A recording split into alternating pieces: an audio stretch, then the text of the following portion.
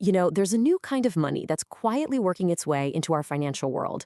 And no, it's not Bitcoin, and it's not your regular bank deposit either. It's something in between, and it's making us ask some really big questions about the very foundations of our economy.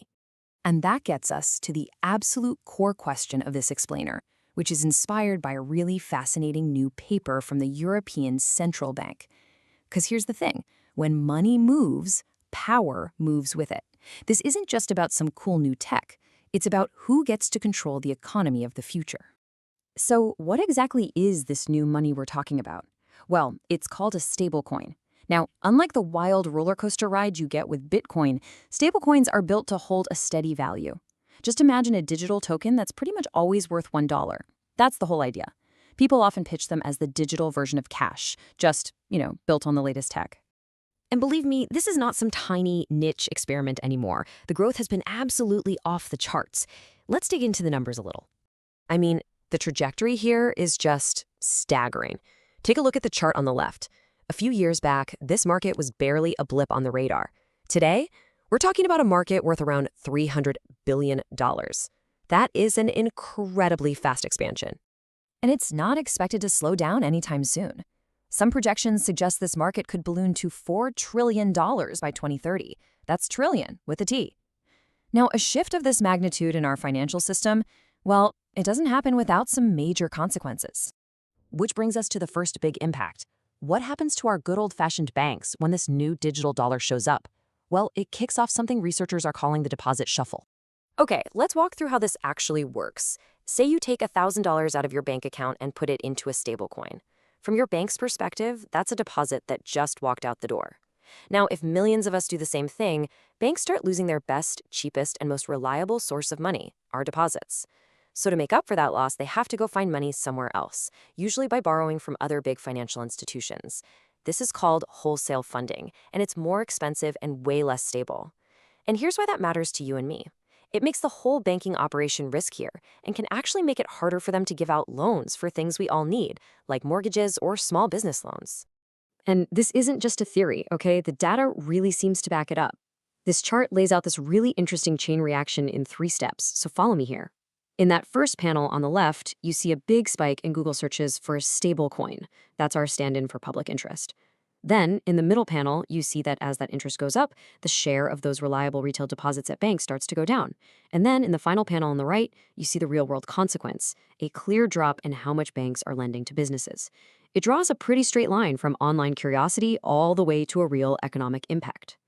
All right, so that's what's happening to our local banks. But now, let's zoom out and look at the even bigger picture.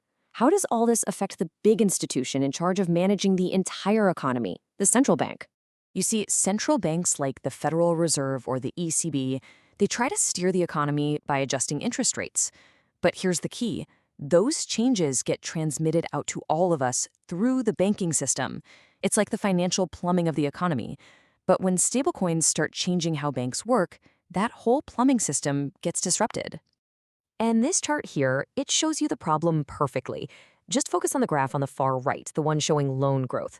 For banks that are more dependent on that unstable wholesale funding, that's the red line, the effects of any policy change become way less predictable. You see those wide shaded right areas? That's a picture of uncertainty.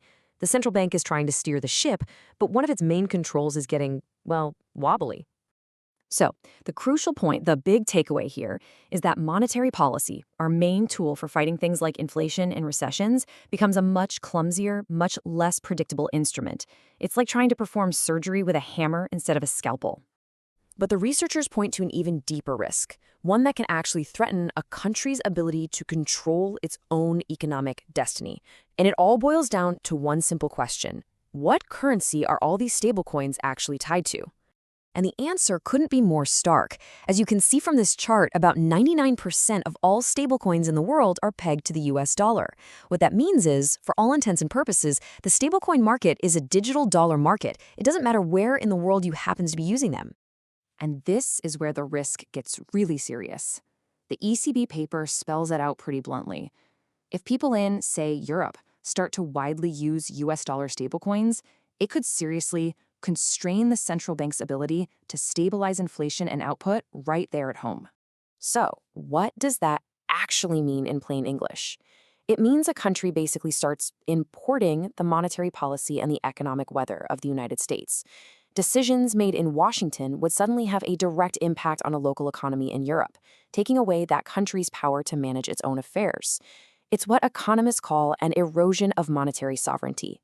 Okay, so the challenges are pretty clear, right? We've got pressure on bank lending, we've got monetary policy getting weaker, and there's this big threat to economic independence. The paper lays out two main paths we could take to deal with this new reality. So on one side, we could go the route of heavily regulating private stablecoins. That would mean forcing them to be totally transparent about their reserves, making sure you can always get your dollar back, and putting them under some serious oversight. Then there's the other path. The central bank could just issue its own digital currency, what people call a CBDC. This would be a public option, designed from the ground up to keep the financial system stable and make sure the central bank stays in control. And that leaves us with one final and really crucial question. Because this isn't just about technology, right? At its heart, it's about trust and it's about control. As our whole financial system goes through what might be its biggest change in 100 years, who do we want writing the next chapter?